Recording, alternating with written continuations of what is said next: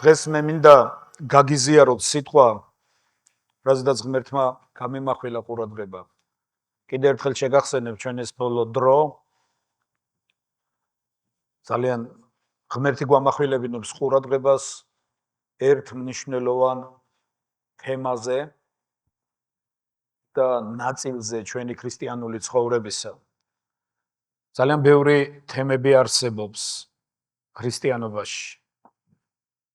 საუბარი ძალიან ბევრ ამაზე შეიძლება, მაგრამ არის ისეთი ფუნდამენტური საკითხები ქრისტიანობაში, რომლის გარეშეც ქრისტიანობა ის არ არის, რაც უნდა იყოს. და ერთ-ერთი ასეთი ძალიან სერიოზული და ფუნდამენტური საკითხი და თემა, რაც ძალიან უნდა ღმერთს, რომ ჩვენ გავიზიაროთ, რომელშიდაც ჩვენ უნდა ვიცხოვროთ, ეს არის ღვთის ბუნების ზიარება. ეს რასაც ჩვენ ახლა ვამბობთ, ეს სიტყვის თქმით შეიძლება ადვილია და შეიძლება რაღაც ტერმინია ესეთი. მაგრამ სწორედ ეს იყო დაკარგული ედემის ბაღში. სწორედ ამაზე იყო უარი ნათქვამი ედემის ბაღში, როცა ღმერთი აფრთხილებდა ადამს და ეუბნეოდა, რომ ეს არის დაბადების მეორე თავის მე-17 მუხლი, ხოლო კეთილისა და ბოროტის შემეცნების ხისაგან არ ჭამო. ღმერთი ეუბნება ადამიანს, რადგან როგორც კი შეჭამს სიკვდილით მოკვდები. ღმერთი ეუბნება, როგორც კი შენ დაიწყებ კეთილისა და ბოროტის გარჩევას და გადაწყვეტას რაღაცეების, ეს შენში წარმოქმნის ილუზორულ ილუზიებს. თითქოს რაღაც იცი, სინამდვილეში არა. ღმერთი ეუბნება, რომ ადამიანს ჰქონდა საშუალება გაეგო კეთილი და ბოროტი რით? ღვთის ბუნების ზიარებით. ღვთის ბუნების ზიარება ედემის ბაღშივე იყო, იქვე იყო მეორე ხე, სიცოცხლის ხე, რომელზედაც ღმერთი არ კრძალავდა, რომლისგანაც ჭამას ღმერთი არ კრძალავდა. გასაგებია? სიცოცხლის ხე ეს თვითონ ღმერთია. სიცოცხლის ხე ეს იესო ქრისტეა. და თუ მისგან ვიკვებებით, თუ მისგან ვიღებთ, თუ მას ვეზიარებით, თუ მასთან თანაზიარებაში ვართ, მაშინ ეს ჩვენში ამკვიდრებს ხედვას. ეს ჩვენში ამკვიდრებს, როგორ გითხრათ, მსოფლ მხედველობას, რომლისგან გამომდინარეც უკვე სამყაროსაც იმ თვალით უყურებ და ჩვენ გვაქვს აზრი, ჩვენ გვაქვს სიტყვა, ჩვენ გვაქვს ხედვა და ჩვენთვის უცხო აღარ არის ეშმაკის ზრახვები და მისი სათხოვარები. მაგრამ თუ კეთილისა და ბოროტის შეცნობის ხისგან იკვებები, შენ თითქოს რაღაცას წყვეთ სინამდვილეში, მის ტყუილებში ცხოვრობ, ბოროტის ტყუილებში ცხოვრობ. სინამდვილეში მისგან აფასებ რაღაცეებს, იმ ხედვის წერტილიდან აფასებ რაღაცეებს და ნაყოფებით სამწუხარო და სავალალო დგება ჩვენ ცხოვრებაში. ამიტომ იმას, რასაც ჩვენ ხშირად ძალიან ადვილად გადავფურცლავთ ხოლმე წმინდა წერილში და ადვილად გავივლით ხოლმე, სინამდვილეში იმ რაღაცეების უკან შეიძლება ძალიან დიდი ღვაწლი იყოს გასაწევი. წმინდა მოციქული პეტრე თავის მეორე წერილში, პირველი თავის მეოთხე მუხლში, მესამე მუხლიდან ის ამბობს, რომ მან მოგცა, მისგან მოგვეცა ყველაფერი, რაც სიცოცხლისა და ღვთისმოსავობისთვის გვჭირდება. ყველაფერი გვაქვს ჩვენ მოცემული.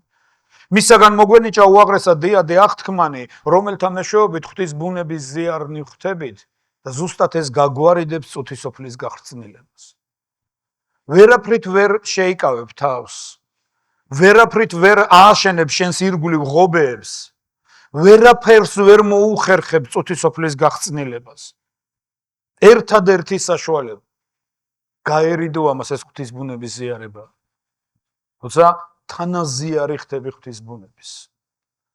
და მეხუთე მუხლი უკვე ჩვენ გვაჩვენებს გზას ამისთვის. მეხუთე მუხლში თუ წაიკითხავთ ყურადღებით წერია, იწყება სიტყვით ამიტომ და ეს და არაერთხელ გვითქვამს ეკლესიაში. და ბევრჯერ თქმა რას ნიშნავს. ერთხელ ერთი კაცი ბუზღუნებდა თურმე.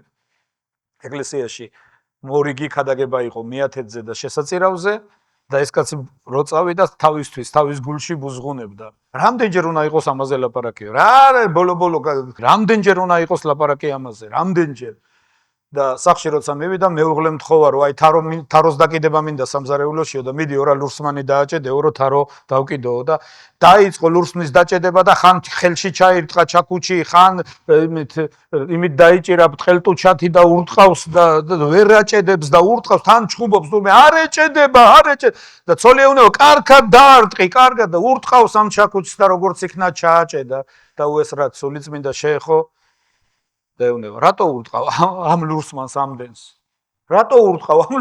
ამდენს რა დაგიშავა გაუკვირდა თურმე ღმერთო რა შეკითხვა არასო არ ეჭედება აბაო ესე იგი რო ჩაეჭედოს ბევრჯერ უნდა დაარტყა ხო და მიხვდა ეს კაცი რისი თქმაც უნდა ღმერთს ხშირად რო გავიგოთ ბევრჯერ უნდა გავიმეოროთ ბევრჯერ უნდა ვთქვათ ბევრჯერ უნდა მოხდეს შეხსენება, ბევრჯერ. გახსოვთ ერთი თემა, ჩვენი ეკლესიის უფროს პასტორ ქონდა, ვიციდან ვარამდე ზღვარია. განა არ ვიცი რომ ერთგული უნდა ვიყო, მაგრამ ხშირად ასე არ არის. განა არ ვიცი რომ ყურადღებიანი უნდა ვიყო, მაგრამ ხშირად გამომრჩა. განა არ ვიცი რომ არ უნდა დამეგვიანდეს, მაგრამ დამეგვიანა. ჩვენ გვაქვს ეს სიტყვები, შემომეჭამა, შემომეხარჯა შემომეგვიანა და ასე შემდეგ და ასე შემდეგ.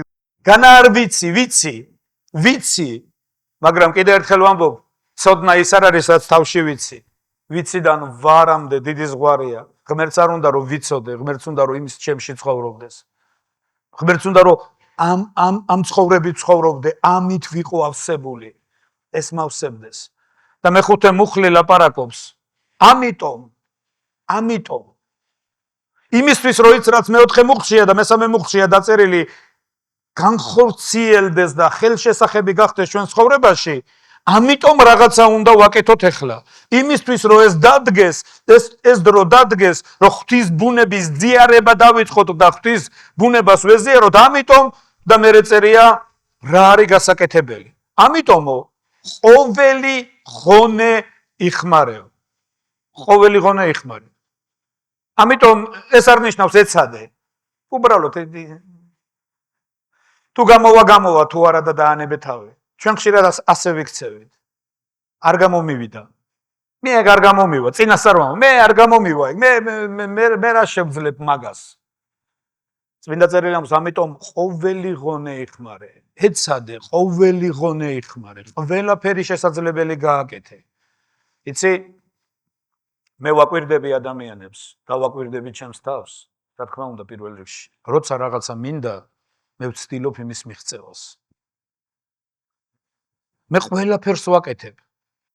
იცით, იმისთვის რომ ფასეული რაღაცეები მოიპოვო და იმისთვის რომ ფასეული რაღაცეები შეიძინო, ძალისხმევა უნდა გაძინო.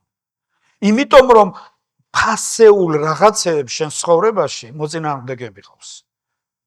ბოროტი ყველანაირად ცდილობს რომ აი ეს კარგი და ფასეული რაღაცეები რამაც შეიძლება შენ ცხოვრებაში ძალიან დიდი და პოზიტიური რაღაცეები მოიტანოს არ დადგეს. მეგობრებო რატო იყო ჰეროდეს დროს რომ ჰეროდემ გამოსცა ბრძანება რომ 2 წლამდე ბავშვები უნდა დაეხოცა. ჰეროდეს სული ეს ჩვენ ძალიან ხშირად გვიხსენებია ეკლესიაში. რატომ? იმიტომ რომ მან გაიგო რომ სადღაც უნდა დაბადებულიყო ცხებული მეფე. მან გაიგო ტერიტორიაც ადგილიც რომ უნდა დაბადებულიყო მესია და გადაწყვიტა რომ ის არ დაიბადება. გადაწყვიტა რომ ის არ მოვა. შენ რა გონია ბოროტმა თუ ეს ისრაელში გადაწყვიტა შენ ცხოვრებაში ესე ადვილად დაუშვებს რაღაცეებს. მან იცის რომ თუ ეს განხორციელდება შენ ცხოვრებაში მის მეფობას და მის ტყუილებს საფრთხე ემუქრება. ამიტომ ის ყველანაირად ეცდება რომ არ განხორციელდეს. ყველაფერს გააკეთებს რომ არ შედგეს ის მომენტი და არ იყოს შენ ცხოვრებაში ის მომენტი. ის გააკეთებს ყველაფერს რომ არ მოიცალო ამაზე საფიქრალად. ის გააკეთებს ყველაფერს რომ შენი გონება და შენი ფიქრი დააკავოს სხვა რამით და არა იმით რაზედაც უნდა დაკავდეს. ის გააკეთებს ყველაფერს, რომ შენი ძალის ხმევა სულ სხვა მიმართულებით იყოს მიმართული და არა იმისკენ, რომელიც შენ ღვთის ბუნების თანაზიარებამდე მიგიყვანს. იმიტომ რომ თუ ღვთის ბუნების თანაზიარები გავხდებით, მაშინ მის ტყუილებს ბოლო მოეღება. იმიტომ რომ თუ ღვთის ბუნების თანაზიარები გავხდებით მისი ძის ხატების მსგავსებაში გარდავისახებით და თუ ეს იქნება ჩვენში, ჩვენი ცხოვრება შეიცვლება. თუ ეს იქნება ჩვენში, ჩვენ აღარ დაგვჭირდება ძალიან ბევრი ლოცვითი პროგრამები. წმინდა წერილი ამბობს, დამიძახებ და გიპასუხებ. და გამოგიცხადებ დიდსა და მნიშვნელოვანს, რომელიც შენ ჯერ არ იცი. დიდება უფალს. მაგრამ ხშირად ერთი წიგნი წავიკითხე ადრე, ესეც სათაური ქონდა, ნიბისაკაკ მედ, ზეცა როგორც სპილენძი. და აქ ძირითადად ყურადღება მახვილდებოდა უპასუხო ლოცვებზე, პასუხგაუცემელ ლოცვებზე. რატო არის ჩვენ ცხოვრებაში უპასუხო ლოცვები? რატომ არის ჩვენ ცხოვრებაში, რომ ლოცვებზე პასუხებს ვერ ვიღებთ? ხშირად ვლოცულობთ და პასუხი არ გვაქვს.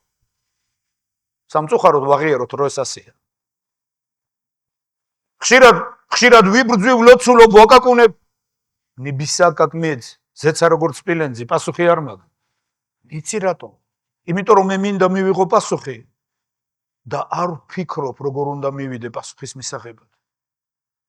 იმიტომ რომ წმინდა წერილი ამბობს, ეს არის ძალიან კარგი მუხლი, მეორე ნეშტას წიგნი, მე-15 თავი, როცა ყაზარია, წინასწარმეტყველი ყაზარია, ყოდედის ძე, გამოეგება მეფე ასას და ეუბნება სიტყვებს, ისმინე მეფე, იუდაო, ბინიამინო და მთელო ისრაელო, უფალი შენთან არის, როცა შენ ხარ მასთან.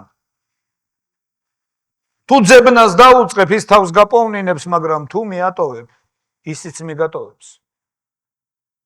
თუ მიატოვებ, ისიც მიგატოვებს. სამწუხაროდ ჩვენ ცხოვრებაში, ჩემო მეგობრებო, ხშირად იქმნება ილუზიები, ბუტაფორიები.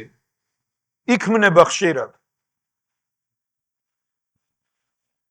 სამწუხაროდ ჩვენ ხშირად ვამბობთ სიტყვებს, რომელიც სიტყვებისაც ხშირად ჩვენ თვითონაც არ გვჯერა. სამწუხაროდ არის ეს ასე. იცი, მე ქრისტეში ვარ. ღმერთი ცხოვრობს ჩემს გულში. და ასე შემდეგ. მეორე კორინთელების, მე-13 თავის, მე-5 მუხლი გვეუბნება საკუთარი თავი გამოსცადე და საკუთარი თავი გამოიკვლიე. თუ ხარ რწმენაში. ნუ თუ არ იცნობ საკუთარ თავს, რომ ქრისტე შენშია. თუ არა, მაშინ გამოცდას ვერ უძლებ. სინამდვილეში, ჩემო მეგობრებო, ჩვენ რო სწორედ ამ გზით დავდიოდეთ, რასაც ყაზარია ეუბნებოდა მეფე ასას, ჩვენ რო ღმერთის სახეს ვეძიებდეთ კარგ დროში, ჩვენ, იცი, ღმერთი მუდამ დაამოწმებს ჩვენ ცხოვრებაში თავისი დიდებულებით. ჩვენ არ დაგვჭირდება გევედრები ღმერთო, გემუდარები ღმერთო, იმიტომ რომ ღმერთს არ ჭირდება მანიპულაციები. იცი, ღმერთი არა, ჩვენი ღმერთი არ არის თუ ძალიან არ შემევედრები, არაფერსაც არ მოგცემ. ჩვენი ღმერთი არ არის ასეთი. ჩვენ ერთ საგალობელი გვაქვს. დიდი ხანი აღარ გვიგალობებია, ღმერთია კეთილი. God is good. ღმერთია კეთილი, ის კეთილია. იცი, მას ჩვენი წვალება არ უნდა. მაგრამ სამწუხაროდ არის ერთი რაღაც. ვერავინ ვერასდროს ღმერთს ვერ გამოიყენებს. ვერავინ ვერასდროს. არ არსებობს ისეთი დრო, არ არსებობს ისეთი ვინმე, ვინც შეძლოს და ღმერთი გამოიყენოს. ღმერთი არ გვემალება ისე, რომ მას ვერასდროს ვერ ვიპოვეთ. ღმერთი ამბობს, თუ ძებნას დამიწყებ, მე გამოგეცხადები, მე გეტყვი, დამიძახებ და გეტყვი, რომ აქ ვარ. თუ ძებნას დამიწყებ, ოღონდ უნდა ეძებო. და როგორ უნდა ეძებო ღმერთი? გიფიქრიათ ამაზე. რას ნიშნავს ღმერთის ძებნა? როგორ უნდა ეძებო ღმერთი? მე მაგალითად ამაზე მიფიქრია, როგორ უნდა ვეძებო ღმერთი? რას ნიშნავს ღმერთის ძებნა? ღმერთს როგორ იპოვე, იცი? უნდა ეძებო პრინციპები, მისი სურვილები უნდა ეძებო. მისი გეგმები უნდა ეძებო, მისი სიტყვა უნდა ეძებო. ეს არის მთავარი. ჩვენ ძალიან ბევრს ვლაპარაკობთ ენოქსზე. რომ დადიოდა ენოქი ღმერთთან და აღარ იყო, იმიტომ რომ მიიღო მოწმობა, რომ ღმერთს ასიამოვნა. როგორ ასიამოვნა ღმერთს? გაიგო ენოქმა ღმერთის სურვილები და დაიწყო ცხოვრება ღმერთის სურვილების და შესაბამისად. გაიგო ენოქმა ღმერთის ნება, რა არის ნება? იცი ჩვენ ხშირად ვცდილობთ რომ რაღაცა გავაკეთოთ, ვგონია რომ კარგს ვაკეთებთ, მაგრამ იმდენად რამდენადაც რომ არ ვიცით იმის სურვილები შეიძლება გამოუსწორებელი შეცდომა დაუშვა და ძალიან მტკივნეული რაღაცები მივაყენოთ. იცი როცა იცი რა უნდა ღმერთს და შენ ცხოვრებაში ამ მიმართულებით სულაც დაიწყებ, ღმერთი არ დაგემალება ამ დროს. ღმერთი დაგიმოწმებს და ღმერთი იტყვის აქ ვარ. მოძებნი და ღმერთი იტყვის აქ ვარ. არ ჭირდება ღმერთს ჩვენი მანიპულირება. იცი ხშირად ზემოთვალების აპყრობაც კი საკმარისია მისთვის რომ ღმერთმა დაგიმოწმოს და პასუხი გაქცეს. ელიასთვის 60 სიტყვა იყო საკმარისი რომ ღმერთს პასუხი გაეცა, მაგრამ ელიამ კი არ დაიწყო ღმერთის ძებნა, როცა საჭიროებაში ჩავარდა. თავის ცხოვრებაში ეძებდა ღმერთს, რომ მასთან ყოფილიყო. რომ მისი გზებით ევლო. მისი ინტერესები, თავისი ინტერესებით ბადექცია, მისი გეგმები, თავისი გეგმები გვერდზე გაეწია, ხოლო მისი გეგმები დაემკვიდრებია თავის ცხოვრებაში. ჩვენ ცხოვრებაში სამწუხაროდ მეგობრებო დღეს ერთ თემას უნდა შევეხო, შეიძლება ეს არ იყოს ძალიან ისეთი ემოციური მოსასმენი, მაგრამ ძალიან საყურადღებო თემა. ჩვენ ცხოვრებაში ხშირად პირიქით არის. ჩვენ გვაქვს ჩვენი გეგმები, ჩვენი ინტერესები, ჩვენი მისაღწევი, ჩვენი სურვილები, ჩვენი მიზნები, ჩვენი ამოცანები და ღმერთს ვეუბნებით, ღმერთო, მაპატიე და შენი ამოცანების და მიზნებისთვის აღარ მცალია. ჩვენ თავიდან ვიღებთ ხოლმე, დასაწყისში ვიღებთ ხოლმე მცირე პერიოდს, ღმერთო, ერთი თვით. 2 კვირით ღმერთო რა გეხვეწები. და გახდა ეს 2 კვირი 2 წელი. რამდენჯერ უნდა შემახსენო ღმერთო, ხო გითხარი 2 კვირით. სამწუხაროდ ჩვენ ცხოვრებაში არ ვიცი მე, იცი ღმერთი აღმზრავს რომ ეს ვილაპარაკოთ და ეს თქვა. მე არ ვილაპარაკობ სხვაზე, მე ვილაპარაკობ ჩემს თავზე, ჩვენზე. რამდენად ყურადღებიანი ვიქნებით ამაში. და თუ ამაში ვარ ყურადღებიანი, მაშინ ერთი რამე უნდა ვიცოდე. წმინდა წერილი ამბობს, შენ თუ დამიძახებ, მე კი პასუხებ. მოდი ხალხო გავერთიანდეთ ყველანი, დამეხმარეთ ახლა ლოცვაში, შემომიერთდით. ღმერთი ამბობს, თუ დამიძახებ, მე კი პასუხებ. ღმერთი ძალიან კონკრეტულია. მე არ ვარ ლოცვის წინააღმდეგი პირიქით, ჩვენ გამუდმებით უნდა ვლოცულობ. წმინდა წერილი ამბობს, რომ ეს ლოცვა მარხვითა და ლოცვით განიდევნება, ეს მოდგმა მარხვითა და ლოცვით განიდევნება. მარკოს სახარების 9 თავი. იმიტომ რომ ჩვენ ძალიან ბევრი რაღაც გვაქვს გადასალახი ჩვენ შინაგანში, სიმაგრეები ჩვენს მშვენიაში. გადასალახი და ეს მარხვისა და ლოცვის გარეშე არ იქნება, მაგრამ ეს ცხოვრების პრინციპზე ვლაპარაკობ. დღეს უნდა შევეხო ერთ თემას. დღევანდელი თემის სათაური იქნება შვილო ჩემო, ნუ იქნები დაუდევარი. მე მინდა ავიღოთ ეს მუხლი და წავიკითხოთ. ეს არის მეორე ნეშტას წიგნის 29 თავის მე-11 მუხლი. მეორე ნეშტას წიგნი 29 თავი მე-11 მუხლი. ჩემო შვილებო, ნუ იქნებით დაუდევარნი. რადგან თქვენ ამოგირჩიათ უფალმა, რათა თავის წინაშე დაეყენებინეთ, რომ სამსახური გაგეწიათ მისი მსახურები და საკმევლის მკმეველები ყოფილიყავით. ამოგვარჩია ღმერთმა. იმისთვის, რომ მისი მსახურები ყოფილიყავით. წმინდა წერილი ამბობს ამას ზუსტად, რომ იმიტომ ნუ იქნებით დაუდევარი, რადგან თქვენ ამოგარჩიათ უფალმა. ამომარჩია?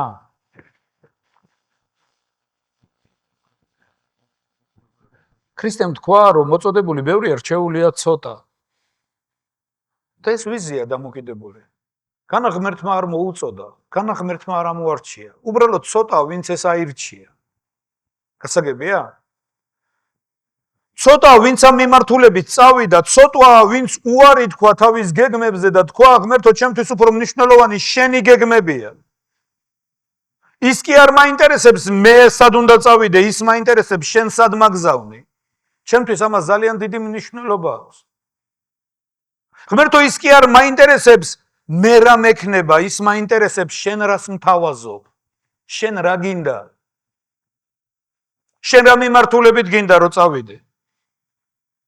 ამას ძალიან დიდი მნიშვნელობა აქვს. წმინდა წერილი ამბობს, შვილო ჩემო, ნუ იქნები დაუდევრები, რადგან ამოგარჩიათ ღმერთმა, რომ საკმევლის მკმეველი ყოფილიყავი მის წინაშე.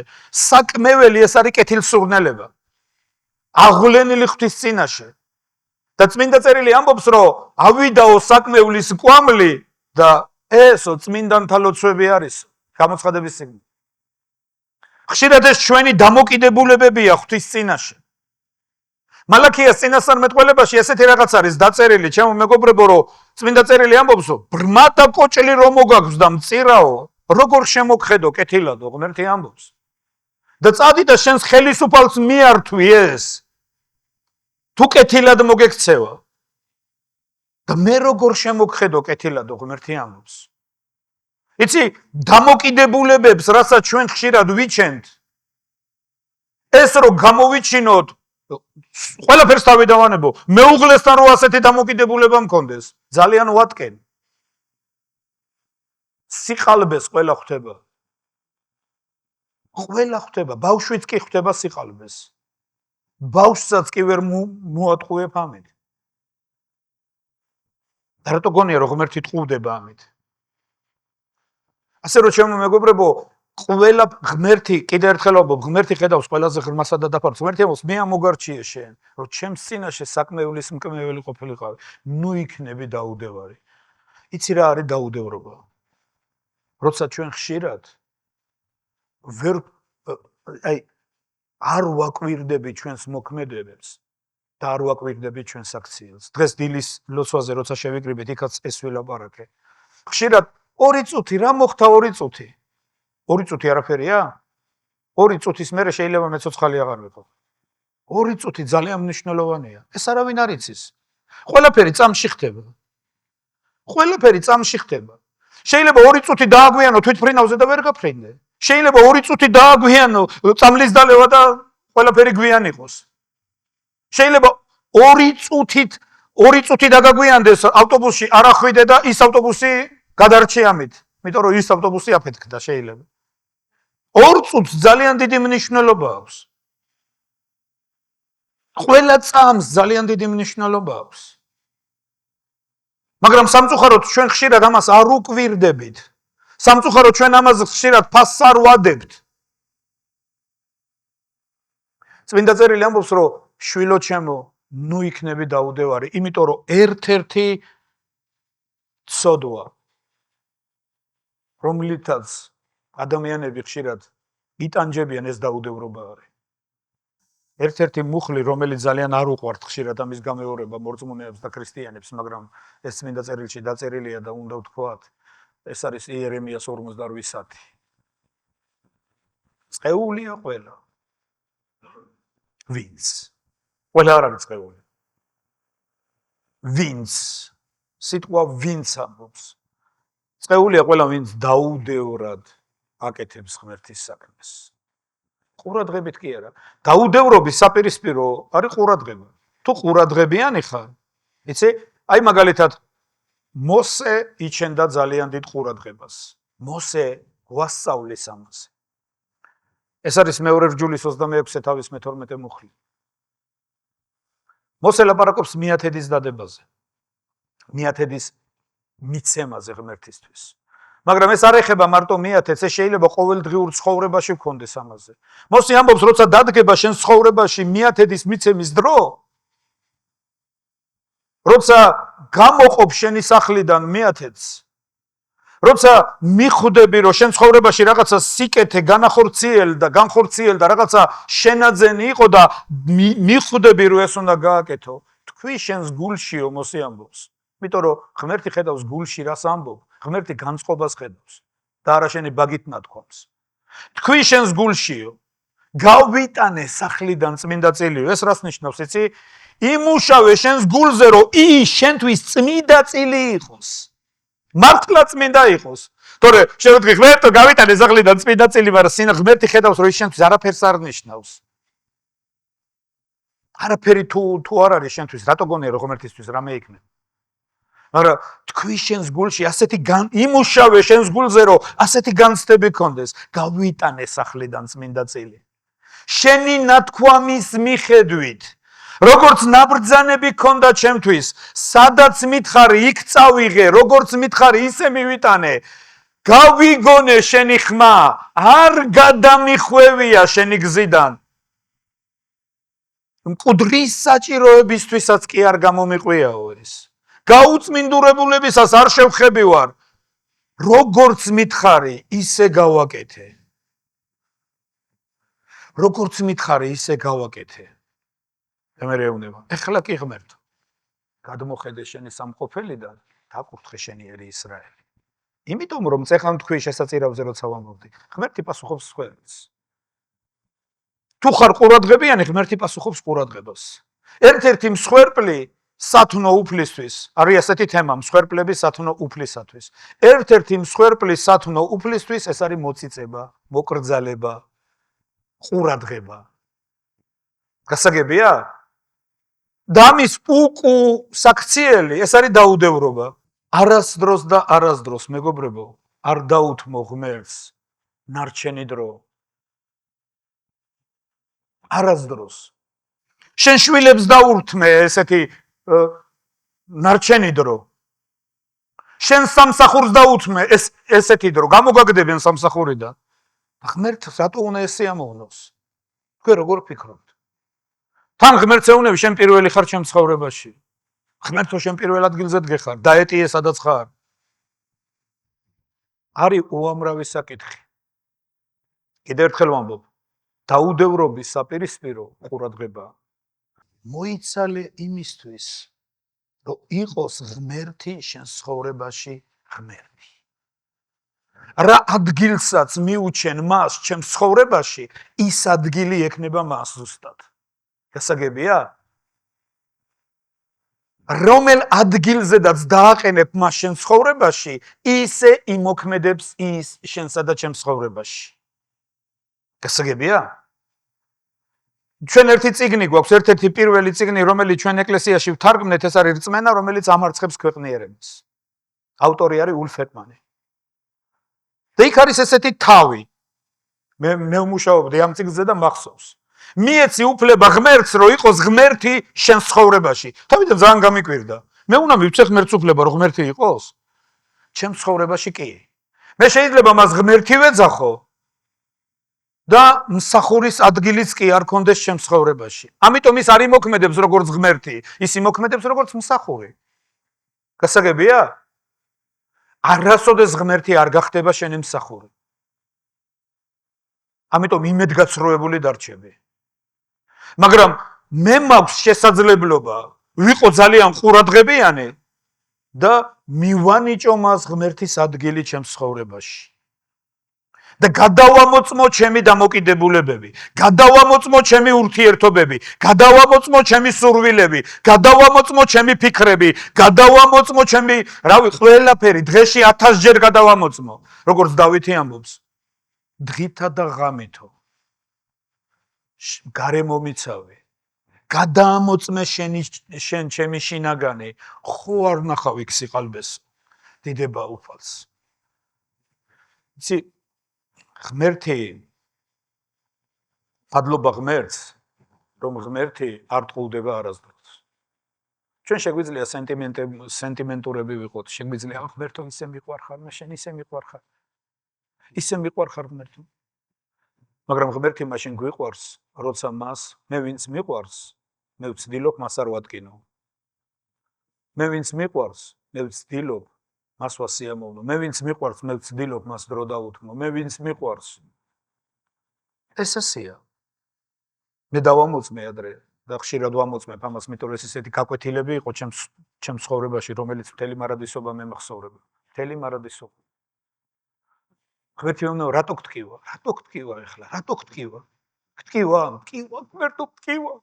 იცი რატო გტკივა? გიყვარს და მითო გტკივა. როცა გიყვარს გტკივა. როცა გიყვარს და იმისი ტკივილი შენ გტკივა, როცა გიყვარს მისი საჭიროება, შენი საჭიროება ხდება. როცა გტკივა, სიმშვიდეს კარგავ. როცა გიყვარს, შენთვის სულ ერთი არ არის. იცი, არის მდგომარეობა ღმერთი ძალიან აფასებს უძილო ღამეებს. როცა განიცდი რაღაცას. როცა განცდებზე გაქვს რაღაცა მიერთებული. როცა გაწუხებს ეს რაღაცა. გასაგებია სამწუხაროდ ჩვენ ხშირად ვერთობით. ჩვენ ხშირად იცი არის ესეთი გამოთქმა მიამიტობა კარგი არ არის. მიამიტობა ძალიან ცუდია. მიამიტი რო ხთები. თქვა გავაკეთებო და გონია რომ გააკეთა და აღარ გადაამოწმე. ეს ძალიან ცუდია. სინამდვილეში იცი ჩვენ ყველანი შენ მე ჩვენ იცი დატვირთული უნდა ვიყოთ ამ პასუხისმგებლობით. რომ მოდი გადავამოწმოთ. მოდი კიდე ერთხელ ვნახოთ. მოდი კიდე ერთხელ შევამოწმოთ. მოდი ხო არ გამოგრჩა. ყველაფერი ფუჭდება ხოლმე უბედური შემთხვევის გამო. იცი ხანძრები რატო ხდება? მოკლე ჩართვის გამო. რას ნიშნავს ეს მოკლე ჩართვა? ვიღაცა შუქი დარჩა გამოსართავი. უბედური შემთხვევა არ არსებობს, მეგობრებო. იმიტომ რომ თუ ყურადღებიანი ხარ, ღმერთი გამაფრთხილებელია უბედურ შემთხვევაშიც. თუ ყურადღებიანი ხარ, არის ისეთი რაღაცეები, მეგობრებო, რატომ არ მოგვენდობა იცი ხშირად დიდი რაღაცეები, იმიტომ რომ მცირედებში არ ვიცით ერთგულება. წმინდა წერილი ამბობს, მცირედში ერთგული, ბევრშიდაც ერთგულია. მცირედში არა ერთგული, არც ბევრში არ არის ერთგული. თუ 10 ლარში არ ვარ ერთგული, 10 მილიონში რატო ვიქნები ერთგული? იმიტომ რომ 10 მილიონს გაცილებით მეტი ცდუნება აქვს, ვიდრე 10 ლარს. 10 თეთრი დაბლა რო დაგივარდე, შეიძლება არც დაიხარო მის სასაღებად. იმიტომ რომ ფერი არ არის. მაგრამ 100 ლარი რო დაგივარდეს, იმას მეტი ცდუნება აქვს, რა თქმა უნდა, იმას მეტი საჭიროება აქვს. და თუ 10 ლარის მიცემა არ შეგიძლია ღმერთისთვის, რატო გგონია რომ 100,000 შეძლებ? ჩვენ ხშირად ვოცნებ, აუ ღმერთო რომ მქონდეს, ამას გავაკეთებდი, იმას რაც გაქვს იმაში დაიწყე ჯერ. მოდი ვისწავლოთ ცხოვრება, ერთგულება იმაში რაც გვაქვს, რაც მოგვანდო ღმერთმა. მოდი ნუ გავაფუჭებთ იმას, რაც მოგვანდო ღმერთმა. მოდი გაუფრთხილდეთ იმას, რაც მოგვანდო ღმერთმა. მოდი მაღალ ხარისხში ავიყვანოთ. და პირველ რიგში ჩემ თავს ველაპარაკები ამას. მე იმდენი საქმე მაქვს, ეს არ გამართლებს. არ ჩვენ და არც მე. არავის არ ამართლებს ეს. ყველაზე დიდი საქმე რო ღმერთი არ იყოს ჩვენ ცხოვრებაში. რო ღმერთი არ იყოს მე აქ ვერ ვიდგებოდი და ამასაც ვერ გელაპარაკებოდით ახლა და ის საქმეებიც სად იქნებოდა კაცმა არ იცის. ყველაფრის წყარო წეღანაც ვამბობ, ყველაფერი მისაგან არის და მის მიერ არის, მისგან ვარ მე, მან მომავლინა, ყველაფერი აქ დამხვდა, ყველაფერი მან მომცა და ღმერთი ცდის ახლა როგორც წმინდა მოციქული პავლე ამბობს, ღმერთი გვცდიდაო და დღესაც გვცდისო. ღმერთი გვცდის, ღმერთი უყურებს ჩვენს ერთგულებას, იცი, წმინდა წერილი ამბობს, რომ შექმნა ღმერთმა ადამი, თქვა ღმერთმა, არ ვარგა ადამის მარტოობაო, შეუქმნის შემწეს მის შესაფერსო და ცხოველებს ქმნის. რა შუშია ცხოველები? და მიგვარაო ღმერთმა ეს ცხოველები ადამიანს და აკვირდებოდა ღმერთი რას დაარქმევდა ადამი ამ ცხოველებს. ღმერთი ხშირად აკვირდება შენს დამოკიდებულებას, ჩემს დამოკიდებულებას, რომ რას დავარქმევ ახლა ამ საქციელს, რას დავარქმევ? მე რა მოხდა? აი ეს მე რა მოხდა ანადგურებს ყველაფერს. მაგრამ თუ დავარქმევ და ვიტყვი ღმერთო მაპატიე ეს დაუდევრობა. მაპატიე ღმერთო რომ ამას აღარ გავიმეორებ, ეს მე მწარედ და მამახსოვრდება. მწარე გაკვეთილები.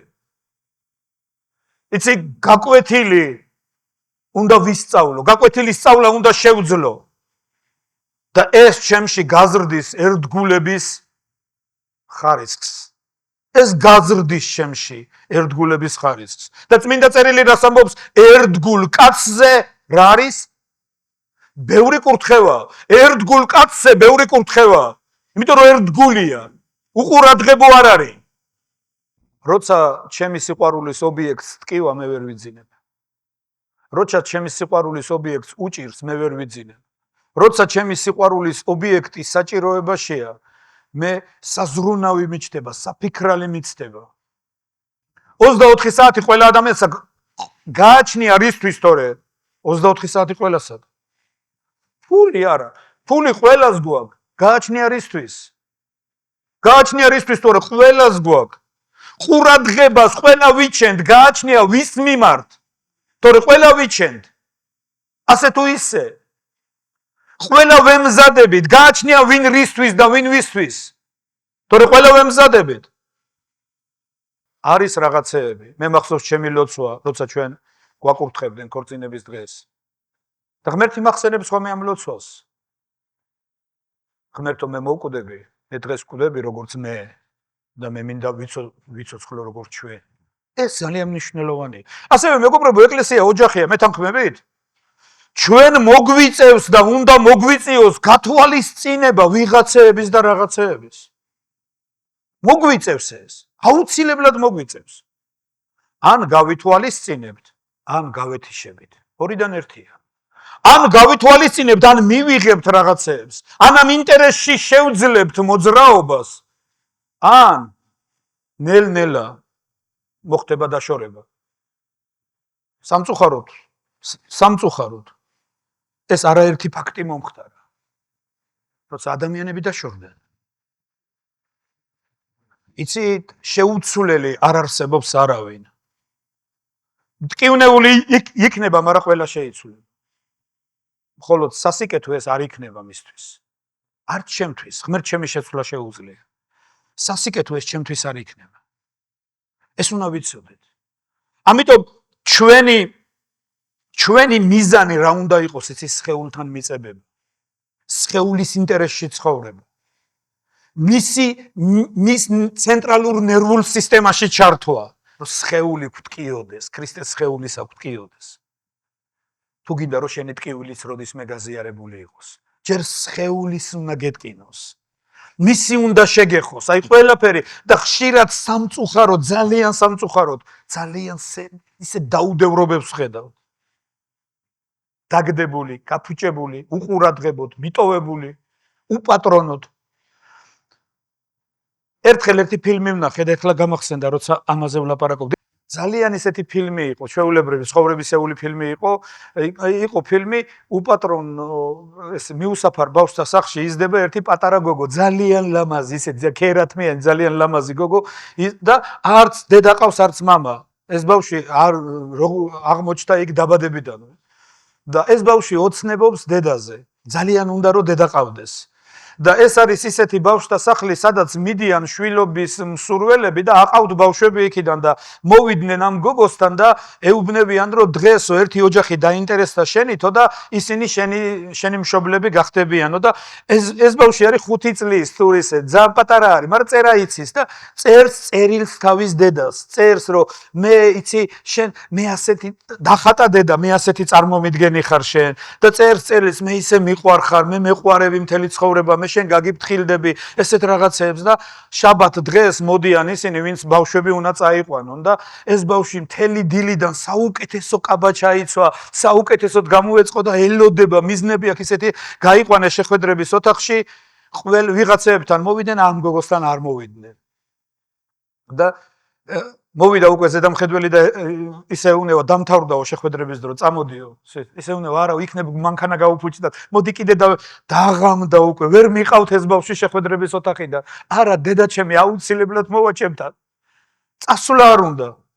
იცი, ოცნებობს, მე ვიღაცა აიღებს ჩემზე პასუხისმგებლობა, ვიღაცა ჩემი დედა გახდება, ვიღაცა შემიყვარებს.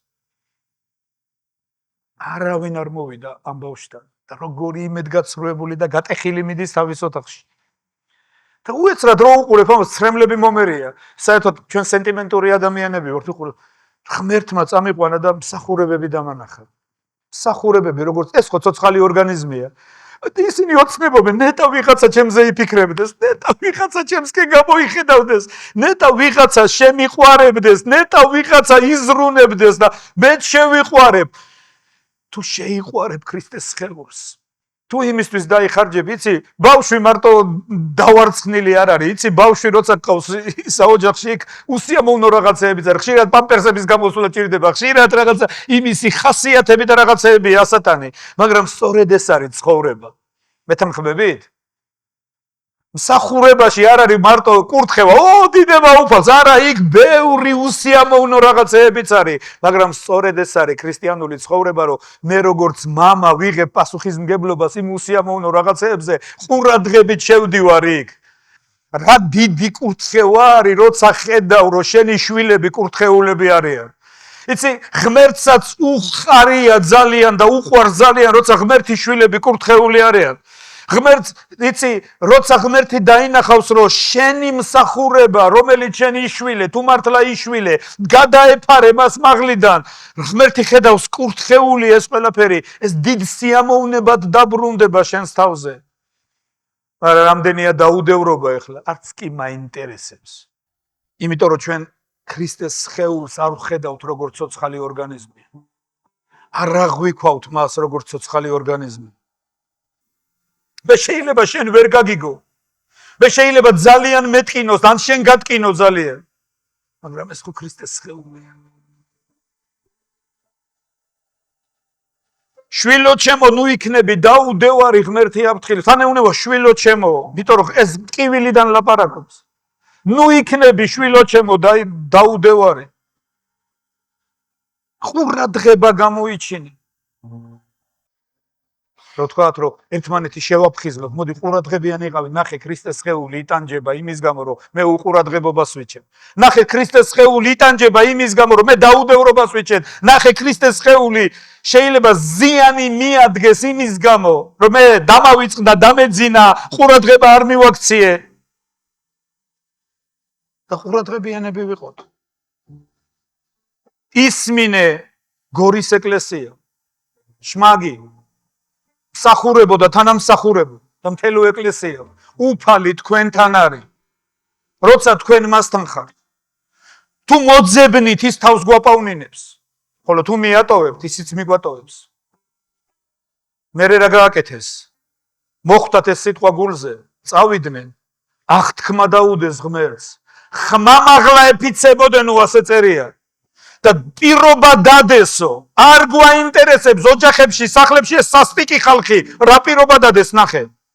ვინც არ ეძებს ღმერთის სახეს, უნდა მოკვდესო, დიდი იყოს გინდა პატარაო.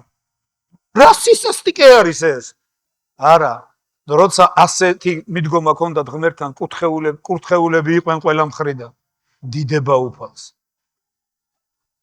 მეგობრებო, მოდი დავაფასოთ ის, რაც ღმერთმა მოგცა.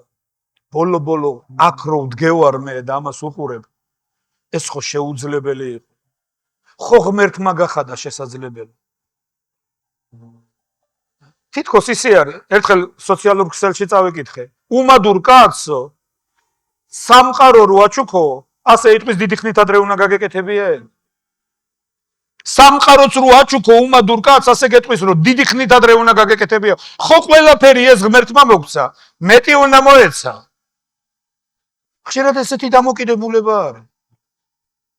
არა და მოდი ვიყოთ მადლიერები ყველაფრისთვის, რაც ღმერთმა მოგცა. გამოვიჩინოთ მაქსიმალური ყურადღება ქრისტეს სხეულისა და ეკლესიის მიმართ.